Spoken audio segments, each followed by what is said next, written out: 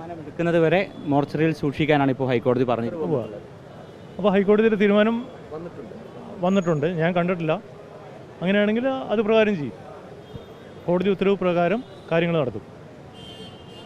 അതായത് ഇപ്പം നേരത്തെ പറഞ്ഞത് 4 മണിക്ക് നേരെ മെഡിക്കൽ കോളേജിന് കൈമാറും എന്നാണല്ലോ നിശ്ചയിച്ചിട്ടുള്ളത്. പക്ഷേ ഇപ്പോൾ പറയുന്നത് മോർച്ചറിയിൽ സൂക്ഷിക്കണം, തീരുമാനമെടുക്കണം. അങ്ങനെയാണെങ്കിൽ മെഡിക്കൽ കോളേജ് മോർച്ചറി തന്നെ സൂക്ഷിക്കാനാണോ? അങ്ങനെ ആയിരിക്കാം.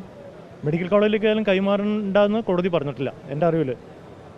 അപ്പോൾ മെഡിക്കൽ കോളേജിൽ കൈമാറും, അവർ തീരുമാനിക്കും. അവിടെ ബോഡി വെച്ചിട്ട് അവർക്ക് ഇഷ്ടമുള്ള സമയത്ത് അവർ തീരുമാനം എടുക്കട്ടെ. നമ്മളെ സംബന്ധിച്ചോളം ഇത് അങ്ങോട്ട് കൈമാറും. ഇത് തുടർന്ന് കേസോ അത് സംബന്ധമായ വ്യവഹാരങ്ങളോ വന്നാൽ അതിൽ കക്ഷി ചേർന്ന് സ്വന്തം ഭാഗം അറിയിക്കുമോ കോടതിയെ? ആവശ്യമുണ്ടെങ്കിൽ ചെയ്യും. സ്വാഭാവികമായും ഇതിലൊരു തീരുമാനമാകും വരെയാണ് മോർച്ചറിയിലേക്ക് മൃതദേഹം മാറ്റാൻ കോടതി ഉത്തരവിട്ടിട്ടുള്ളത്. അപ്പോൾ അങ്ങയുടെ ഭാഗം കൂടി കോടതിയെ അറിയിക്കേണ്ടി വരും. അങ്ങയുടെയും അങ്ങയുടെ ഒപ്പമുള്ള ഇപ്പോൾ MM ലോറൻസിൻ്റെ മറ്റൊരു ആളുടെയും കുടുംബാംഗങ്ങളുടെയും ഒക്കെ ഭാഗം പറയേണ്ടി വരും. ആ ഒരു പശ്ചാത്തലത്തിൽ അല്ല, അതിൻ്റെ അകത്ത് അങ്ങനത്തെ പ്രശ്നങ്ങളൊന്നുമില്ല. ആൾ മരിച്ചു കഴിഞ്ഞു, ഇനി ഡെഡ് ബോഡി വെച്ചിട്ടാണ് ഈ വ്യവഹാരം നടത്തുന്നത്. അതിലൊന്നും വലിയ ലക്ഷ്യമില്ല. ഡെഡ് ബോഡി വെച്ചിട്ടാണ്. ഡെഡ് ബോഡി അങ്ങോട്ട് കൈമാറാൻ പറഞ്ഞു, അത് കൈമാറും. ബാക്കി കാര്യങ്ങൾ കോടതി പറഞ്ഞ പോലെ തീരുമാനിക്കും. എന്താണോ ഹൈക്കോടതി പറയുന്നത് അതുപോലെ ചെയ്യുമെന്ന് പറഞ്ഞു കഴിഞ്ഞല്ലോ. അതിന് മുകളിൽ പറയുന്നില്ല. വ്യവഹാരത്തെത്തി ആ തീരുമാനിച്ച് അയാൾ പോകും. ഈ ആശയുടെ ഭാഗത്തൊന്നും ഇങ്ങനെ ഉണ്ടായതിൽ മനോവിഷമം ഈ ഘട്ടത്തിൽ അവസാന നിമിഷം അതിപ്പോൾ കുറേ വർഷമായിട്ട് നമ്മൾ കാണുന്നതുകൊണ്ട് വലിയ മനോവിഷമൊന്നുമില്ല. ഇതല്ല, ഇതിൻ്റെ അപ്പുറം ചിലപ്പോൾ ഉണ്ടാവും. നേരത്തെ പറഞ്ഞിരുന്നു പിന്നിൽ ചില ആളുകളാണ്. തീർച്ചയായിട്ടും ഉണ്ട്. ആരെങ്കിലും സംശയമുണ്ടോ അത്തരത്തിൽ?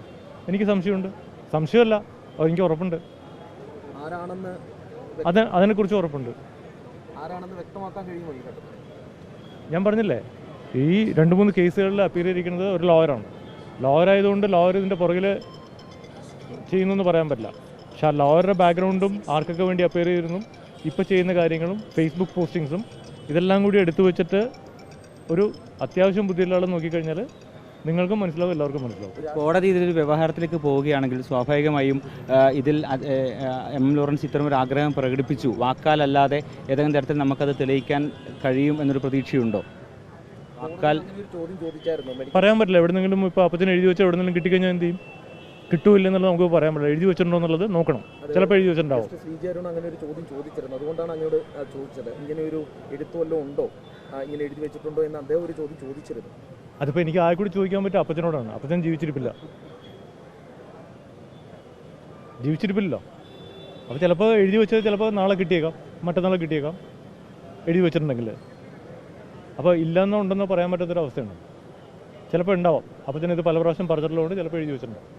അല്ല, ആശുപത്രി കൈമാറേണ്ട ഇപ്പോൾ അതിൽ ബോഡിയിൽ നമ്മളൊന്നും ചെയ്യേണ്ട കാര്യമില്ല. അവരെ വണ്ടി ഇവിടെ 4 മണിക്ക് എത്തിക്കഴിഞ്ഞാൽ അത് കൈമാറും. അങ്ങനെ തന്നെയാണല്ലോ ചെയ്യുന്നത്.